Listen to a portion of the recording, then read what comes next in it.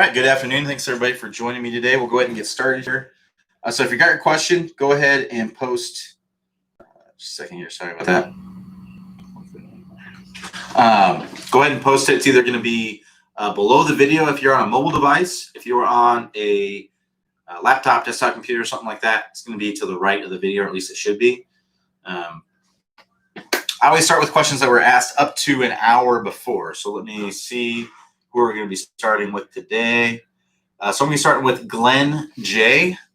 First time viewing office hours. Awesome. Welcome. So hopefully you're still here. So this will be good information for you, Glenn, since it's your first time here. So like I said, I always start with questions asked up to an hour before. The reason why I do that is I want to be answering questions for people who are here, actually seeing their questions get asked live.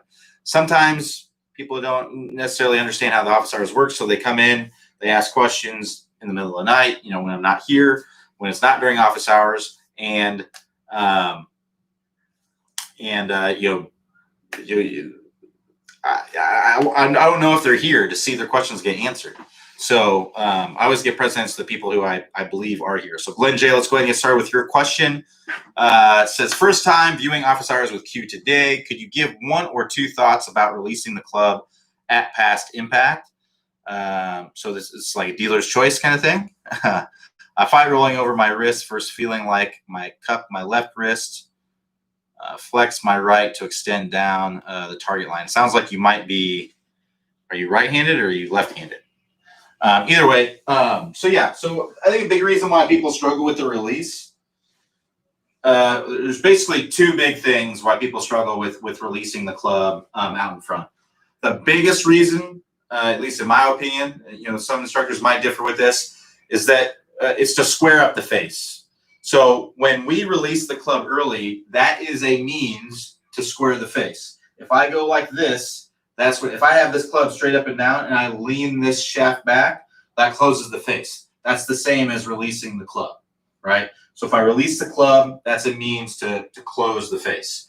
Having the handle more forward opens the face. If I put my little angle finder on here and I just take this and I push the handle forward, you can do that from this angle, I push the handle forward, that is opening the face, right? So that's what happens when you get forward shaft lean, right? If you come in and you release the club out here and you're like this at impact, well, that's going to open the face. So what we have to do is we have to twist the handle to square it up. There's lots of ways to square up the face.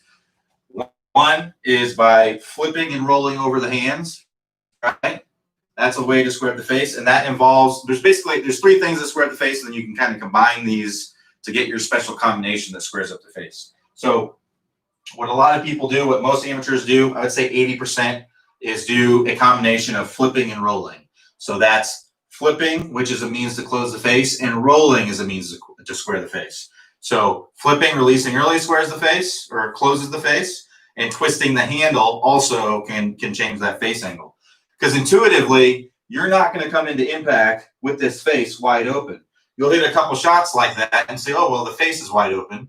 And the way that most people, unfortunately, the means that is most intuitive to most people to square the face is to flip and roll.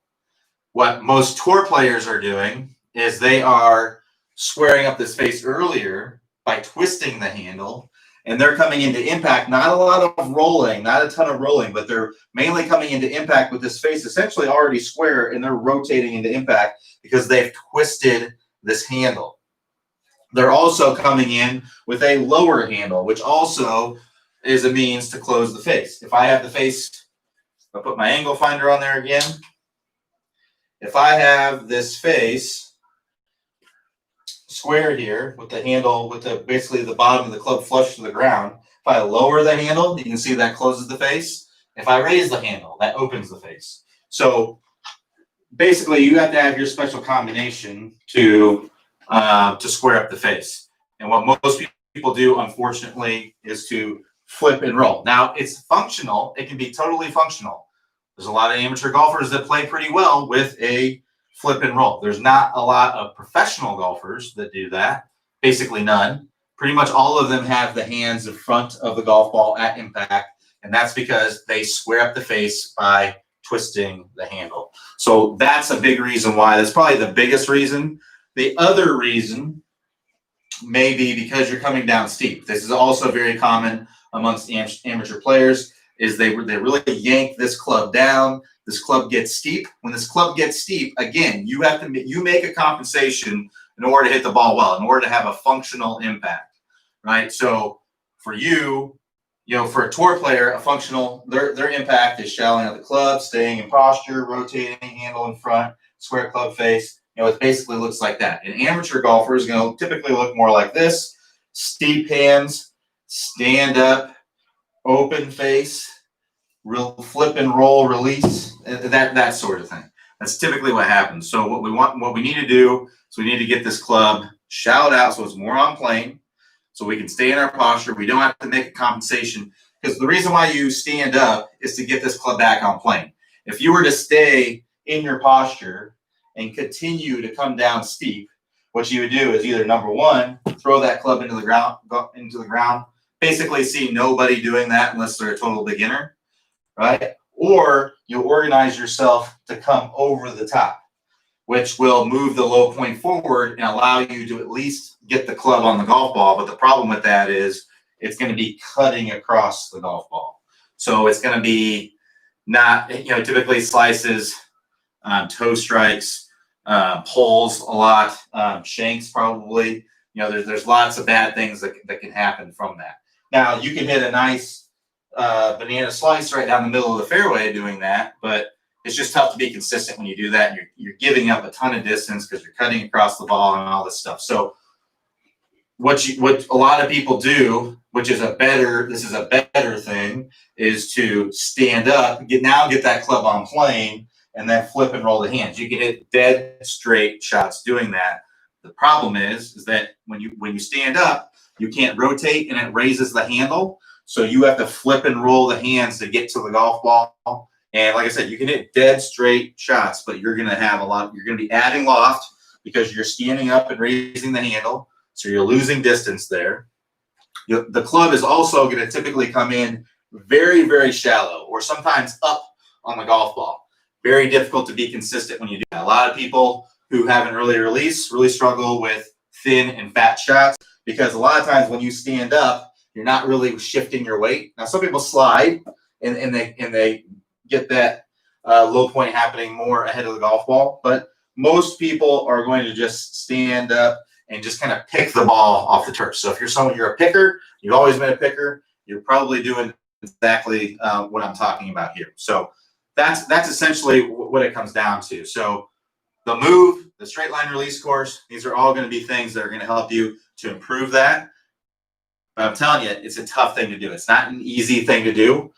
So don't expect to go out and work on the release in one range session. All of a sudden, you're going to be compressing it and great. No, you're trying to change something that's happening very quickly in the swing. It's a quarter of a second.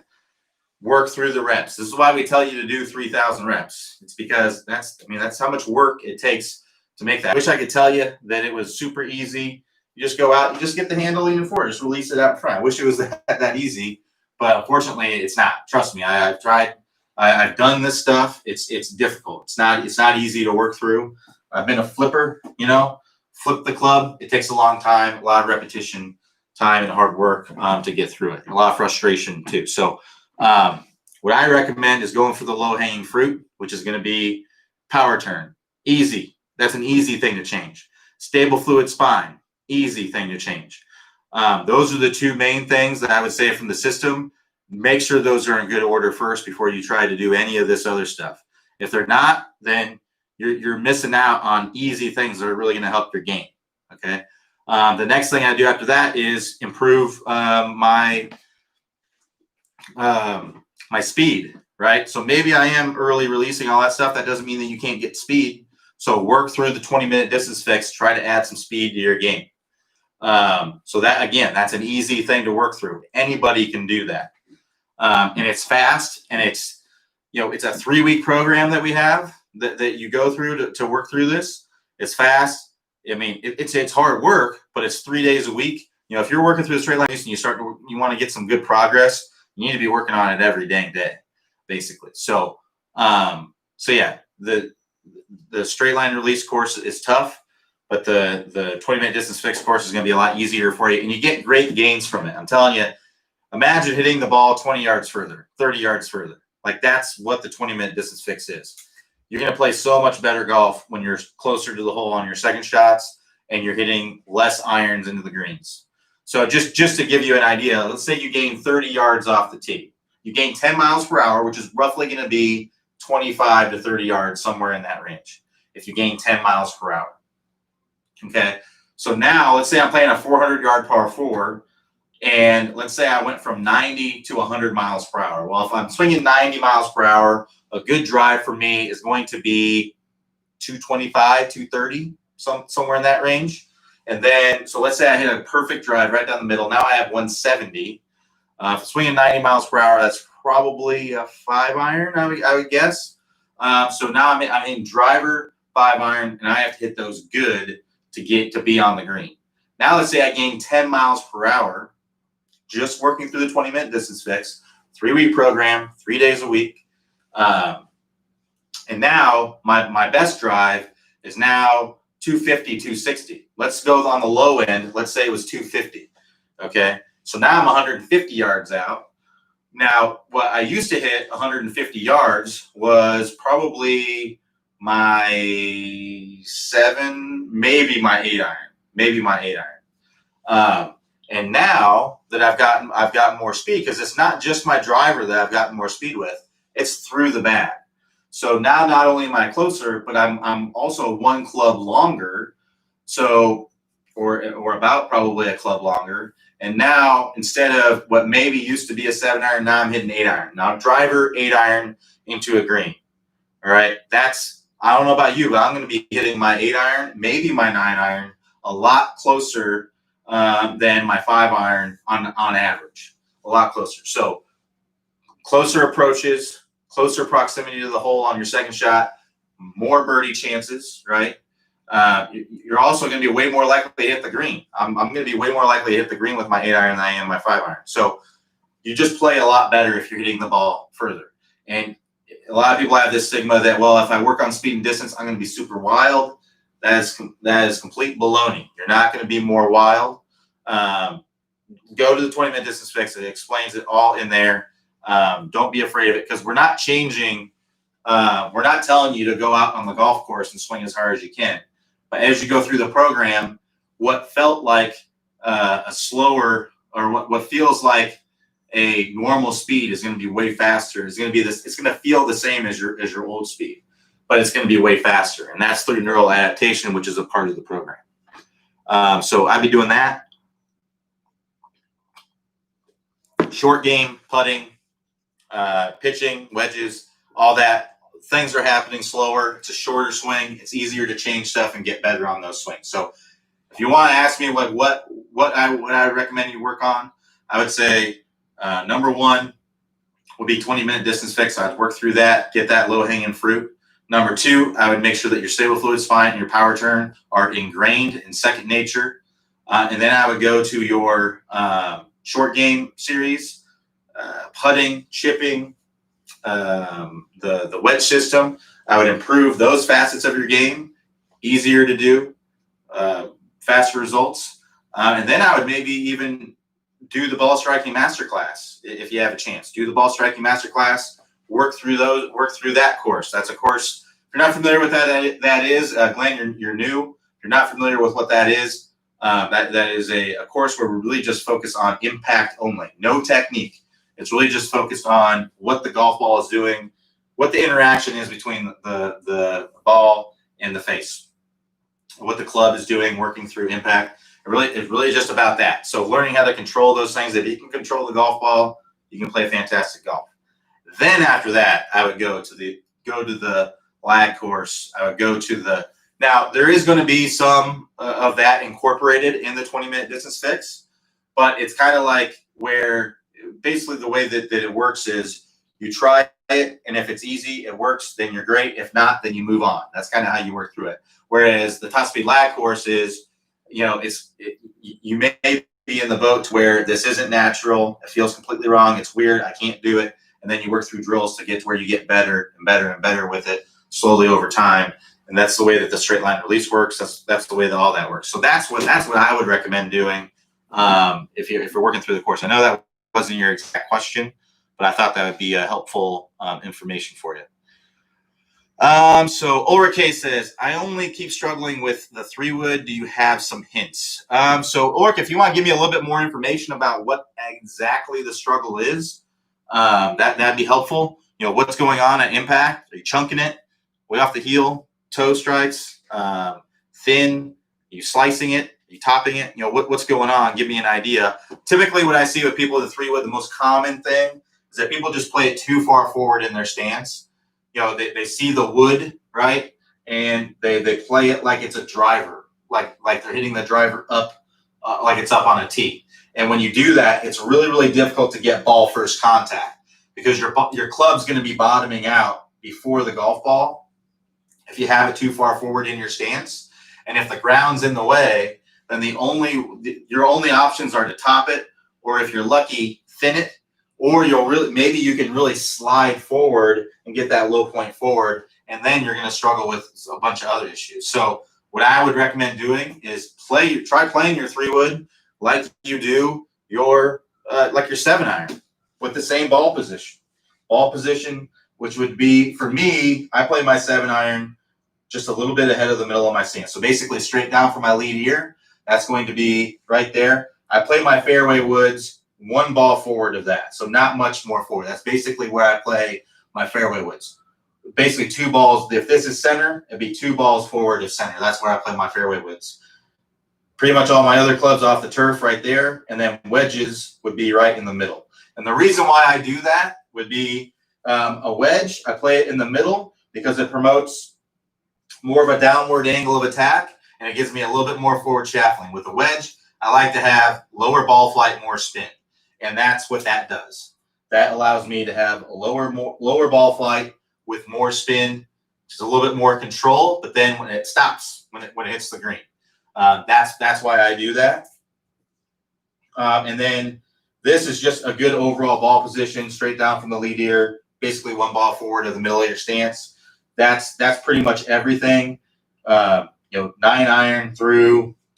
Your all your irons, I would play right there. And then depending on the hybrid, if it's a long hybrid, like a 2, 3, maybe a 4 hybrid, in fairway woods, I would play 1 ball forward to that. Now, if you have fairway woods if you have like a 9-wood, I wouldn't play it this far forward. But your 3, 5-wood, 4-wood, any of those, I would play basically 2 balls forward of the center. And that allows me to come in more shallow, which helps me to hit the ball higher, which can be a struggle with those clubs.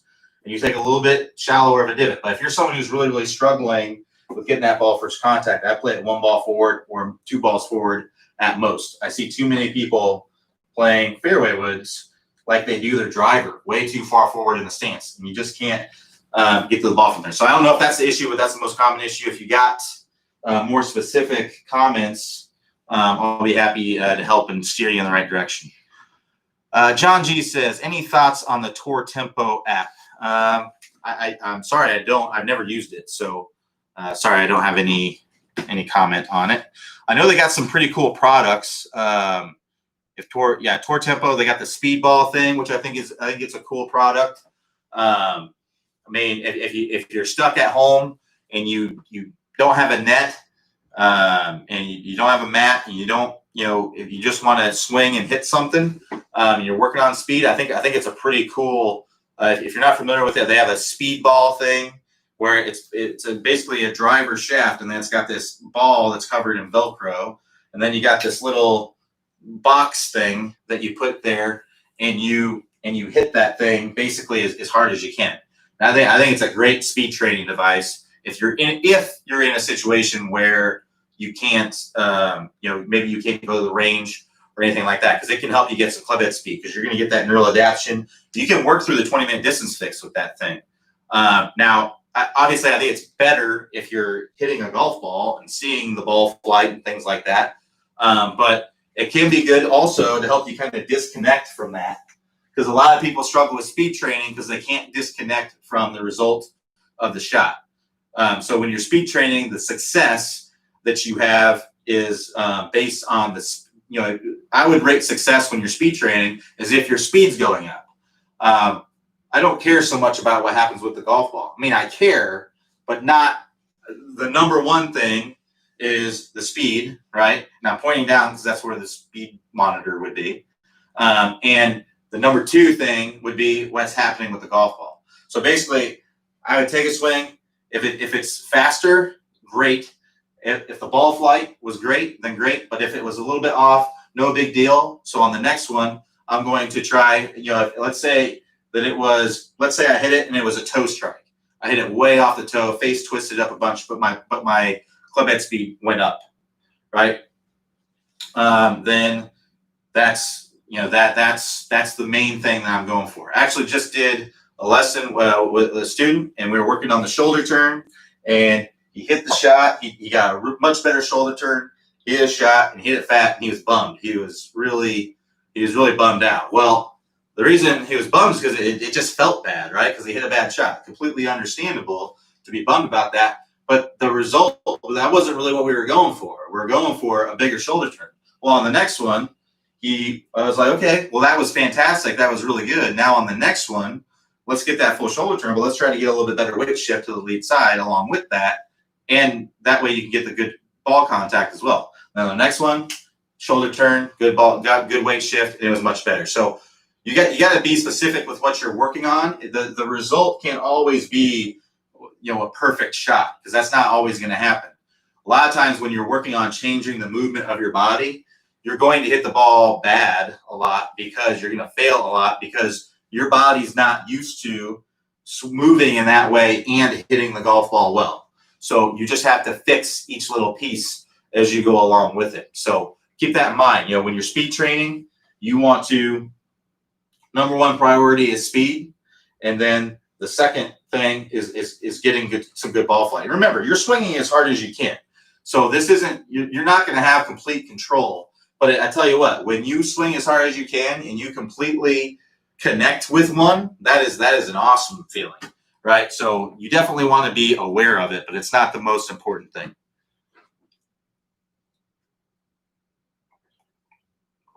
Again, sorry, I went off on a little tangent there on Tour Tempo. Haven't used the app, but I do like some of their products. I haven't used the speed ball thing, but I've heard some decent things, and I'm not an affiliate or anything for them, but I could see how it would be a good device to use, but I'm not familiar with their app. Carolyn M says, I'm hitting my driver on the bottom heel of the club. I tried to adjust my stance, but cannot seem to correct. What am I doing wrong? It's hard to say without seeing your swing, but what I would recommend doing is just adjust your feel to get the desired result that you want. So set up to the ball as you normally would, and if you're hitting it down here, low and on the heel, then I would try to hit it up here. Literally try to hit it up here high on the toe. And I know that may seem counterintuitive to try to hit a bad shot, but right now you're trying to hit it right here, right dead in the center, right? I know this isn't a driver, but I know you're trying to hit it dead in the center. But what the reality of what's happening is that you're hitting it low and in the heel. So you just need to adjust your feel to get the desired result that you want. So if you adjust your feel to hitting up here, more than likely that strike's going to be more in the center of the face. So I would give that a try. Without actually seeing your swing, I can't tell you anything physically, to change or to try to do, because I just don't know. I'd be guessing. It'd be total conjecture. But what I can tell you, what I know, what will help is if you do that. And if you still hit it low and in the heel, you just need to exaggerate it even more. You need to exaggerate it as much as you need to. And I know you can do it, because imagine if I told you, if I had you set up this ball and I said, okay, I want you to swing. I want you to set up to this ball, and I want you to swing and miss this golf ball to the inside. Do you think you'd be able to do it? I guarantee you you'd be able to do it. Same thing on the outside. If you set this ball and I told you, I want you to miss this golf ball out here. Do you think you can do it? Absolutely you can do that. So that's all you're doing, is you're just adjusting your feel to get the desired result that you want. And do that, and it will more than likely move that strike closer to the center. If you're still in the heel, low in the heel, exaggerate it even more. You may need to feel like you're missing the golf ball. You may need to feel like you're digging the club into the ground and missing the golf ball way off the toe. That may be what you need to feel like. It's not going to be the reality. And if it is the reality, then all you have to do is ease off of the feeling a little bit. It just means that you overdid it, right? So adjust your feel to get the desired result that you want, and you'll continue, and you keep doing that. So once you get a center strike, you don't just ease off of it and go back to trying to hit in the center. You need to keep hitting. You need to keep trying to do that, trying to hit it high and on the toe until you actually start hitting it high and on the toe. And then once you do that, you'll be in good shape. You're essentially calibrated, right? So once your feel becomes real, you're essentially calibrated. Then you can go back hitting it in the center of the face.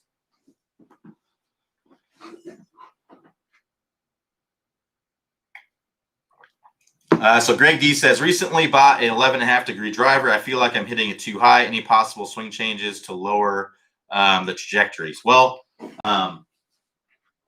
main thing would be de-lofting the face, right? So releasing the club a little bit more out in front, right? So releasing the club more out here results in more forward shaftling, right? So I would just be trying to de-loft the face. So that's going to be the straight line release course. That's going to help you to release the club more out in front. And then the move course, which is going to keep you from coming down, is going to help you to shallow it out instead of coming down steep and square the face earlier so that you can rotate. Because if you don't rotate and you kind of come up out of your posture and square up the hips, you're going to release the club early, right? It's too hard to get the hands in front of the body, right? Your hands don't ever really get, I know it may look like it on video, but your hands don't ever really get in front of your body. If you look at a tour player, their hands, if you look at them from face on, at impact, their hands are like this, but their hands aren't really past their body. You know, they're still in front of their body. If I took the same camera angle, right, and got you to where my hips were square to the camera, it would look like my hands are like this. And that's the same thing when the hips are square and you're standing up. Right? So you can't really get your hands in front. And what I mean by, I don't mean in front, like directly in front. I mean out past your body. You can't push the hands out past your body. It's just not, unless the speed is really slow. But when things are fast, like this, I can push my hands in front of my body, right? But if I go fast, there's no way I can push my hands in front of my body, right? So it's the same thing in the golf swing. So we have to have rotation. We have to have the club shallowing out. We need to have the face squaring by twisting the handle instead of releasing the club. And that's all the straight line release in the move. Now, these things are tough to do. It's going to take you some time and some repetition. It's not going to be one range session. It's going to be months and months of hard work. But and that's if you're working really hard. But you can lower your loft that way. And you may not be. I would actually, you say that you feel like you're hitting it too high. You may not be. Hitting it high isn't necessarily long. If it's going longer and higher, I think that might be better.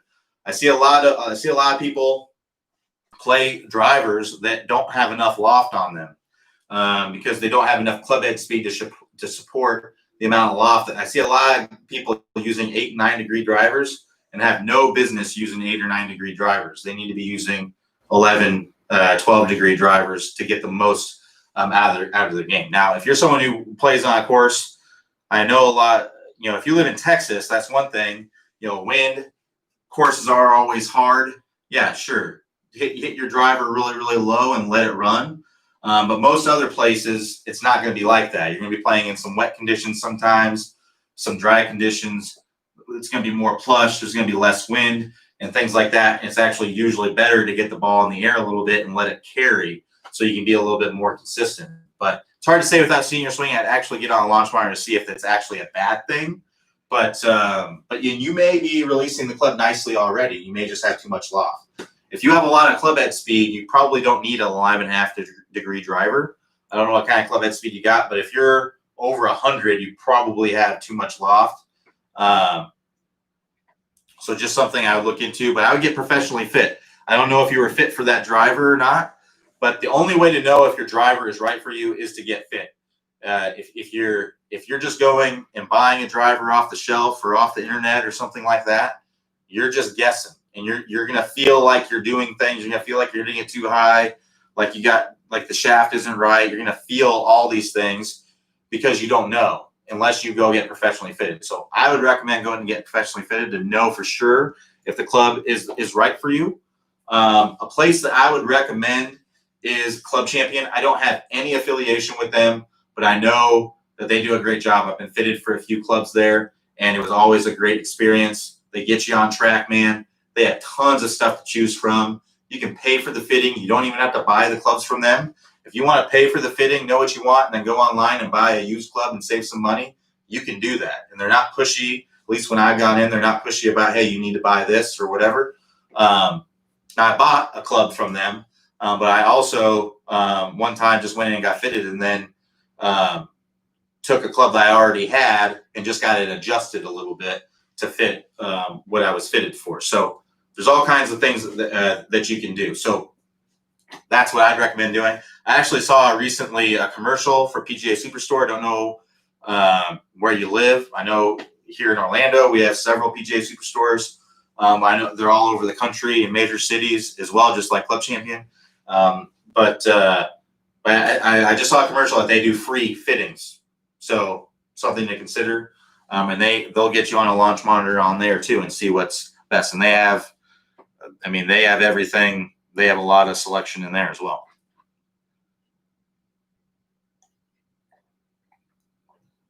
All right. So Tristan C says, I've watched the move and straight line release, and it's really helping with irons. I'm struggling applying these concepts to the driver as I thought you were meant to hit up with the driver. With the move, it seems easier to hit down, compress. Thoughts. So let's talk about, I think Tristan, it sounds like you're a little bit confused about what compression is. So compression just means transferring as much energy to the golf ball as possible. So compression does not mean hitting down on the golf ball. In fact, if you hit too much down on the golf ball, you're going to lose compression. So compression comes from, again, transferring as much energy to the golf ball as possible. One, you got to have speed to transfer energy to the golf ball, right?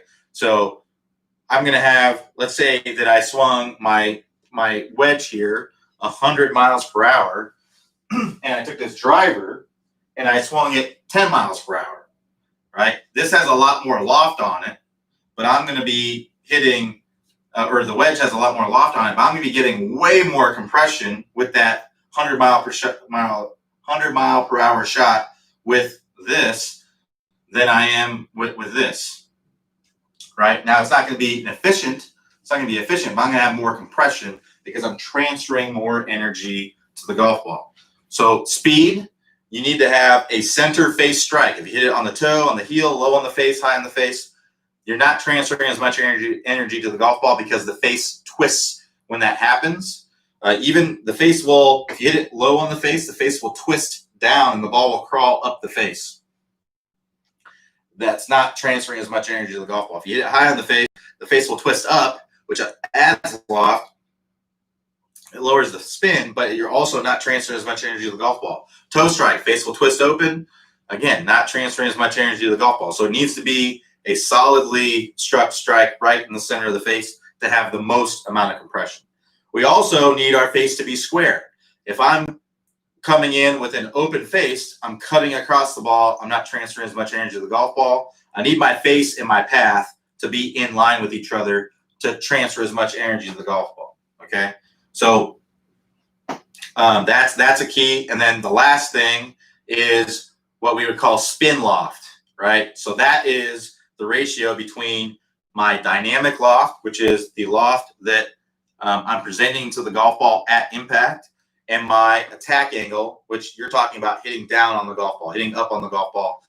That's your attack angle. So with the driver, if we hit up on the golf ball, that's actually, and de-loft the face, that's actually going to be more compression, right? Because hitting up on the golf ball means, let's say that I hit 4 degrees up, and then I'm coming into the golf ball with, let's say I'm coming into the golf ball with 8 degrees of loft. That's my dynamic loft. That'd be pretty low, but Let's say that that's my dynamic loft coming into the golf ball. Well, my spin loft is only going to be 3 degrees, right? If I'm hitting up 5 and my dynamic loft is 3. So that's only 3-degree difference between those two. If I hit down on my driver, let's say I hit down 5 degrees, right? Now I'm hitting down 5 degrees and my dynamic loft is 8. Now my spin loft is 13. That's a much bigger difference. That's like a glancing blow. That's the same thing as having your face open to your path 13 degrees, except it's in the vertical. It's in the vertical instead of the horizontal, right? So I would actually be taking away compression if I did hit down on it. So the reason why we can't do that with irons is because the ground's in the way, right? If we could tee up every single shot, like we just tee it up every single time, the game of golf would be a little bit different. We would be hitting up on everything, right? Pretty much. When we were trying to get the ball to go a certain distance, we'd be hitting up on everything, and it'd be a lot easier. But that's not how golf is played. When we're in the tee box, we're hitting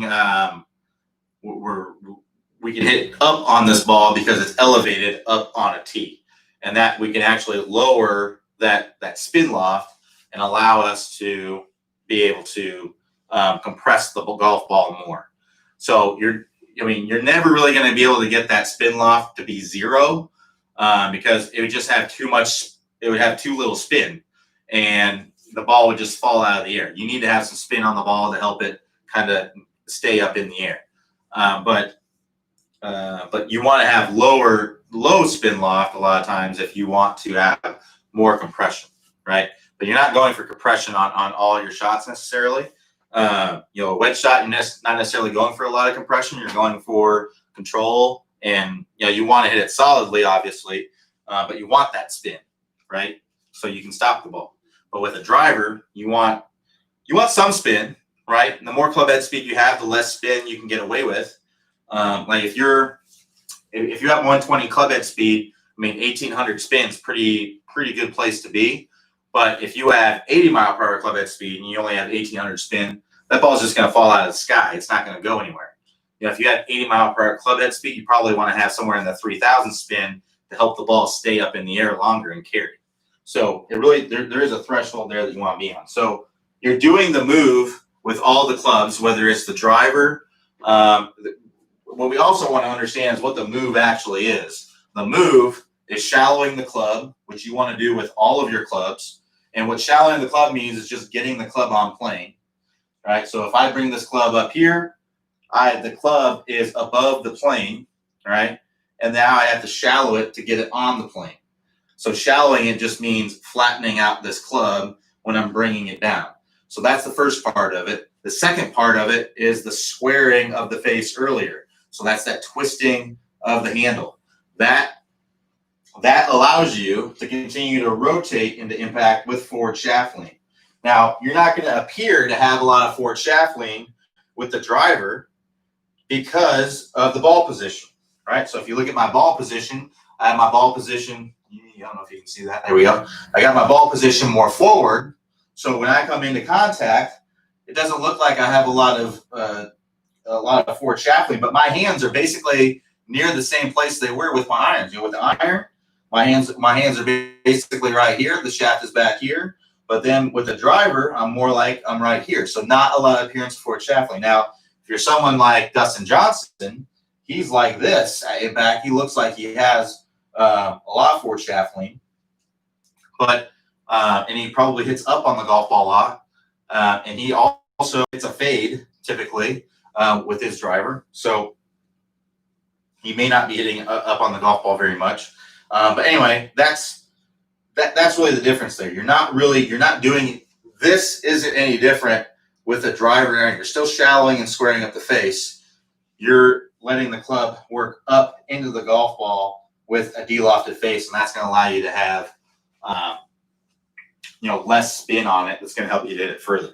So I wouldn't look at it as any different. You're still shallowing out the club. You're still squaring the face earlier. So yeah, Chester is saying, is the move different for irons versus the driver? Yeah, it's the same thing. It's not different. It's the same. The move is shallowing the club, which you're going to do with all of your clubs, and you're squaring the face earlier, which again, you're going to do with all of the clubs. In the full swing, you need to shallow the club, you need to square that face earlier so you can continue to rotate and stay in your posture through contact. That's the same whether you're hitting your driver or your irons. It's just the reason why the driver and irons are different is because we're hitting more up on the golf ball, right? Ideally, for distance, we want to hit a little bit up on the golf ball or come in very, very level with the golf ball. Whereas with the iron, we want to hit a little bit down. Now, we don't want to chop down, but we want to hit a little bit down. The average tour player hits 4.5 degrees down on their 7-iron. I think it might be 4 degrees, something like that. Obviously, that's an average. There's some that hit a little bit more, some that hit a little bit less, but that's the average. So if you think about 1 minute on the clock, that's 6 degrees. If you have a clock, analog clock, 1 minute, that's 6 degrees. So it's less than that sliver of a minute that they're still pretty darn level that they're coming into the golf ball, and they're just shaving that top layer of turf off of there. So that's really what's going on there. But there's really no difference in what you're doing. You're still shallowing the club and turning down the handle. A lot of times it's easier with the driver because it's a longer club, so it's a little bit flatter of a swing, right? So if I have my driver here, because it's a longer club, my swing, and I'm going to be standing a little bit more upright, naturally my swing is going to be a little bit flatter because of this, and that's going to make it easier to shallow out, right? But it can be a little bit more difficult to do just because it's a longer club and it's a little bit harder to control. So there's things about it that are easier, things about it that are harder, but it's the same. You're still doing the same thing with both of them. You're still shallowing to get the club on plane, and you're still twisting the handle, right? Doing the tennis racket drill. You're still twisting the handle to square it up so you can turn through impact.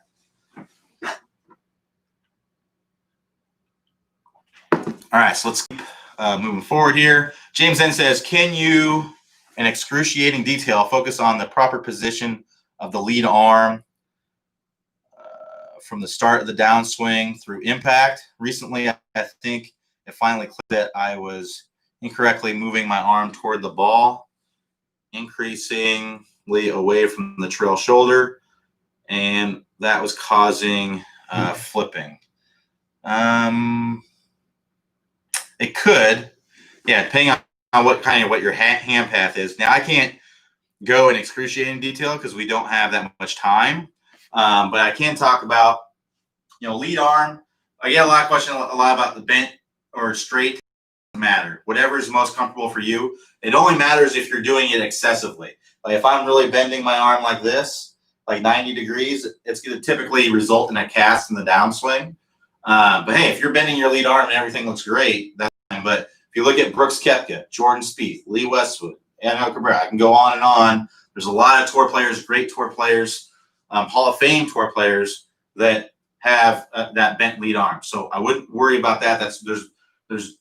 There's a lot of things you can do, right? So basically, typically it's better to have the hands kind of go kind of straight, kind of back like this. If the arm kind of goes out like this, a lot of times I find that you'll have momentum that kind of goes like that, but that doesn't mean that that's what's going to happen. You can bring the arm out like that and then bring it down in perfect position. I just have a lot of students who sometimes bring the arms out like that. Not a lot of students, but I've had students brings that arm out like that, and then it loops way in, and then they really yank down the shaft, and they get steep. So it'll look something like this. So they bring it out like this, right? So it's out like this, and then they yank it down like that. Kind of the club kind of gets stuck behind them, and then from there, that can cause a flip. So I don't know if that's what you're talking about, but that can cause a flip. So ideally, the hands kind of working in like this. Like some people will say, well, Matt Wolff, he brings out like that, but he doesn't. His hands are in and the club works out like this. Like hands are in, his hands are in more like this, but the club works out like that. And then he goes like this. So that's generally, you want to get the hands working to where there's not a lot of momentum. You don't want the hands working too much inside like this, because then there's going to be momentum coming over the top, and you don't want the hands or the arm working too much out like that, because then there's going to be momentum to get you stuck, right? So typically the hands kind of want to work kind of straight back away away, and whether the club is inside or outside.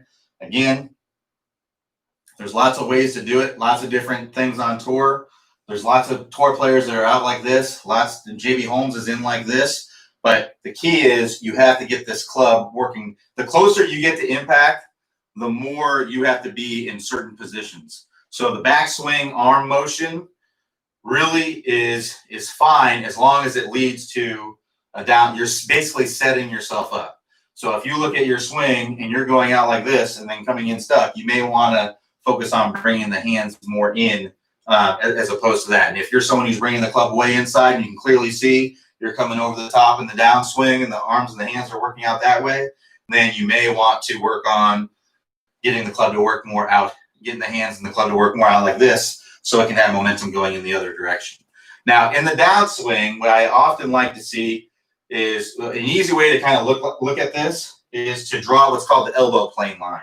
So if I'm set up to this golf ball, the elbow plane is a line that goes up from the hosel of my club and goes up through the point of my trail elbow. And what I like to see, and again, at the top, you can have the hands up here like a Bubba, or you can have the hands over here like a Matt Kuchar. There's pros and cons to either one, but again, we're far away enough from impact that you can get the hands in the right spot. The pros from a higher arm position are that you're going to be able to create more speed most likely from there. The con is that you have more distance to travel to get the arm back where it should be. Whereas if you're flatter, right, you're more like this, you have basically have the arm and the hands directly on plane. There's no momentum going in any direction that's going to force you to take it off. Well, at that point, it's going to be easier for you to get that club working where it needs to go. But that doesn't mean that's what's going to happen. But the con to that is you don't have as much space and time to accelerate the club, so you may lose some speed. The pro is that it may be easier for you to get it there. Now from here, as I was talking about the elbow plane line, what I like to see when that lead arm gets back to parallel to the ground is I like to see those hands either just above that arm, just above that line, or on it, right? So if you're already on it, that's good. But if you're out here, typically it means you're coming down steep and you're going to be coming down like that if you're too far out here. So just above it, if that line is right here, just above it or on it is where you'd want to be. And then by the hands get to about waist level, I like to see the hands on it at that point. That's typically means that you've got the hand in a good spot. And typically you're going to have the club in a good spot. Doesn't mean that's what's going to happen, because the only thing that matters is what this is doing, what the club is doing, and how it interacts with the golf ball. So your body can be in a lot of different positions as long as the club is working down properly. So it doesn't necessarily mean because my hand is right here that I'm going to hit the ball perfect, because I could have my hands right there on the elbow plane where I'm saying, and my club can be like this, and my club can be like that. It's not real likely. I mean, most likely it's going to be in a pretty good position, but I've seen it. Things like that can happen. And then by the time you get to impact, those hands are going to be underneath that elbow plane looking from there. And then if you look from the face on, right, lead arm parallel to the ground, that's where we'd like to see it just above the elbow plane. Bent lead arm or not, it's completely up to you, right? At this point, we want to see the hips kind of back to square, right? So kind of back like this.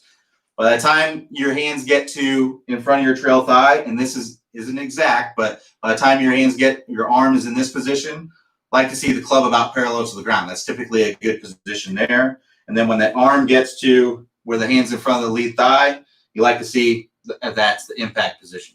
That's basically what's going on. I wouldn't go out and try to nail all these positions. What I would do is focus on what this thing is doing. Move your hands in the way that gets the club to do what you want it to do. There's lots of ways to do it. There's Matt Wolff, brings the club out like this, right? Hands in, club out, and then he shallows the crap out of it and blows the crap out of his wrists and jumps out of the way. It's a pretty unorthodox swing, but hey, it works for him, right? He's gonna win a lot of events, I'm sure. And then JB Holmes, who's won several events, brings that club way inside, brings it up like this, and then shallows it out, right? There's lots of ways to do it. There's no right or wrong way.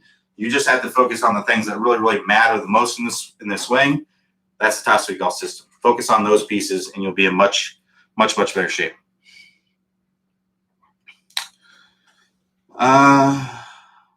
So now I think the lead arm stays pretty much the same distance from the trail shoulder through impact, therefore requiring more shoulder turn to achieve impact. Please confirm.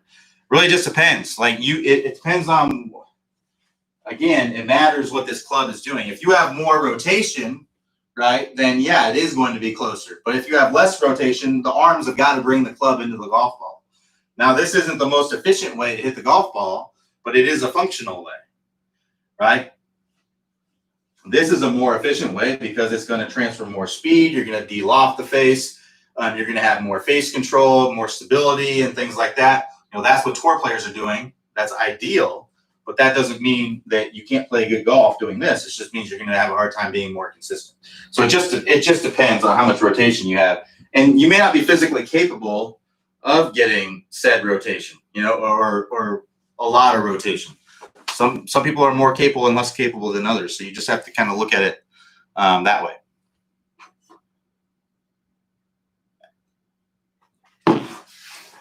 So Hank L says, I have a hard time just getting set up with my driver on the tee box. It's supposed to be easy, but I find myself adjusting myself all over the place.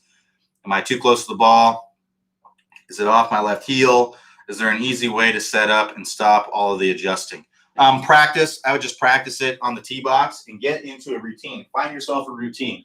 So that's really what you got to get into. If you were to mash up like a bunch of shots of Tiger and played them back to back, I mean, the timing of when he gets behind the ball and then walks into it and actually hits the golf ball, I mean, it's almost exact every single time. Like the time, you know, he sets up the ball, like it's almost the same exact every single time. So you just got to get into a routine, and it just takes some practice. So what I'd recommend doing is just going out and practicing it.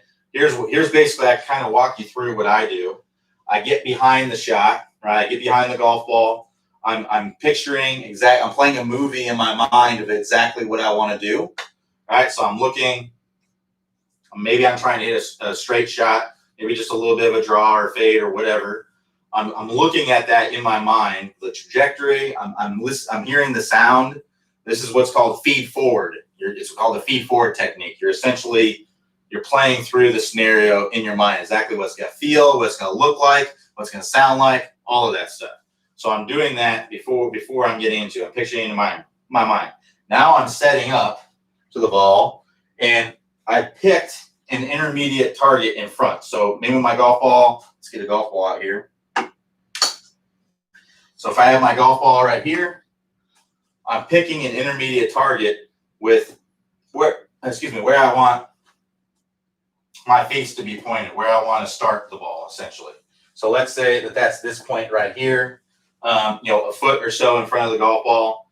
And what I'll do is now I'll walk into the shot and I'll set up my face, right? And then I'll look out at the target, and then I'll set up my feet, right? And as I'm standing there, I'm making sure that I'm all lined up right, everything's good. I'm doing some waggles, everything's good. And then I'll settle in. I'll take one more look at the target, and then I'll look down, and then I'll go. That's basically the routine right there. It doesn't change, doesn't waver. Now, obviously, when the pressure's on, maybe you're overthinking things, and that can happen. I'm guilty of that myself. But it's just a matter of finding a routine and sticking with it and practicing it. So go to the range, practice getting in the right alignment, practice getting in the correct, as far as how close you're standing to the golf ball. There's pros and cons of standing too far and very, very close. There's lots of places you could be, but I just find the place that works best for you. Typically, a good place to start is going to be, with most clubs, you're basically going to have a fist between your arm and the club, the fist between your thigh and the club. But the driver is quite a bit longer, so you're going to be standing a little bit more upright with the driver, and you're going to be reaching out just a little bit. So it's just going to be like a fist and a half, basically, is what that would be. So it looks something like that. Now, you can be a little bit more out like this. If you hit the golf ball better than that, there's lots of people that have hit the golf ball good this way. If you look at Mo Norman, right, one of the best ball strikers of all time, that's what he did. Bryson used to a certain extent. He's a little bit more like this now. He used to be like this. Now he's a little bit more like this. But he still stands a bit further away from the golf ball than most people. If you look at Jim Furyk, right? Jim Furyk's kind of like this, right? Obviously, great ball striker, shot at 58 and 59. So, I mean, there's, on tour. So there's lots of ways to do it, but I just practice it. Get in the routine of it, and you'll be better with it. So Charles S says, Q, please demo the right shoulder works in the downswing. I feel like it moves out toward the target. Thanks. The right shoulder is going to be moving more down. So the shoulder, the easiest way to kind of think about it is if I'm set up to the golf ball here, I'm going to imagine that there is a plane of glass that's sitting on top of my shoulders and is going straight down to the golf ball. So basically there would be a plane of glass right here, right? And what I want to imagine is that my shoulders are working on that plane of glass. Now that's not really how steep they're working, but most people that I give lessons to really move their shoulders too flat, right? They're too flat in the backswing, and then they're typically too flat in the downswing too. So I think that this over exaggeration is typically a good feeling for most. So if you imagine that is how the shoulders are working. Now the shoulders are working a little bit flatter in the backswing than in the downswing. The shoulders are a little bit steeper in the downswing. I would say literally the shoulders steepness can be anywhere from 1 to 3 feet beyond the golf ball. It's typically what you're going to see most. I mean, you see some tour players. I mean, their shoulders are super steep, but typically that's where they're at, and then it's a little bit flatter in the backswing. But I think a good sense of feeling for this is to imagine there's a plane of glass, and that's how your shoulders work down. So why do a lot of people struggle with this?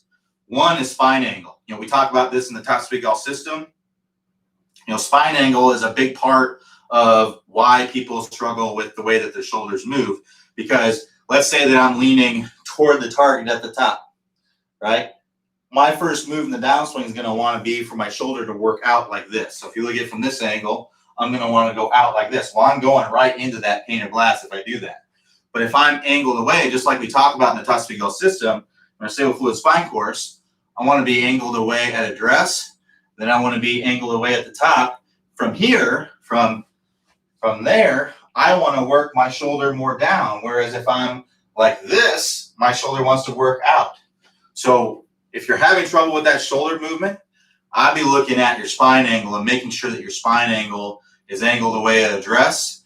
It doesn't have to be angled away at address, but it just makes it easier to be in this angled away position at the top, right? And that's what we want to be in.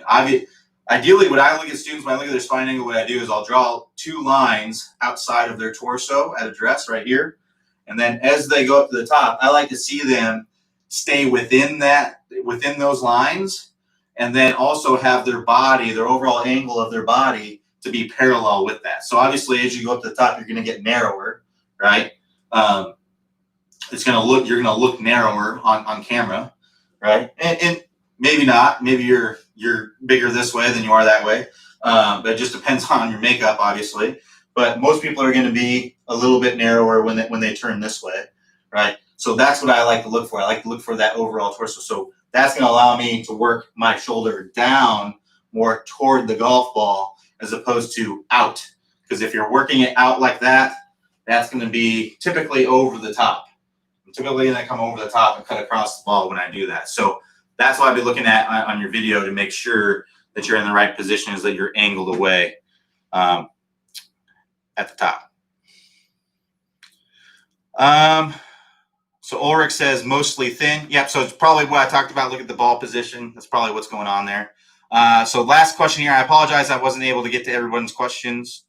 But we'll be on here tomorrow, 11 a.m. Eastern if you want. I have to run right at 4. So answer one more question here real quickly, and then we'll wrap it up for today. So Roman F says, having a hard time shallowing the club on downswing, keep coming down too steep. What's a good drill to correct this? Tennis racket drill. Go to the move course, work through the drills in the move course. Also, you can search tons of videos on the website for shallowing. Lots of great drills on there. That's what I would look for. But the tennis racket drill is my favorite drill in the move course. It's the one that we get the best feedback on. So that's the one I would go. So to get to the move course, click the house icon, go to the home page there, scroll down the home page. You'll see a list of all the courses that we offer on the website. Select the move, and then you can go to, it's 1.3 in the move course is the tennis racket drill. Work on that drill. That's the best. That's my favorite drill. Now, like I said, there's lots of shallowing drills on the website. If you want to find more drills to shallow the club, click or in the right-hand corner, upper right-hand corner of the page there's a little search box. Just search the word shallow. You're going to find a ton of videos. There's going to be lots of great drills in there to do. If you're on a mobile device, in the upper right-hand corner, there is a little icon there. There's 3 horizontal lines. Select that. That'll expand a menu. Then if you go to the bottom of that menu, you'll find the search box. Search the word shallow there as well. So again, I apologize. I wasn't able to get to everybody's questions today. Had a lot of questions today. Looks like people came on late. But tomorrow I'll be here available for more questions at 11 a.m. Eastern time. So go ahead and join me at that time. Come in and get your questions in early. Usually I am able to answer all of them, but we had a lot of questions that came in late today, it looks like. So sorry I was unable to answer all of those. So everybody have a good rest of your day, and I will talk to you next time.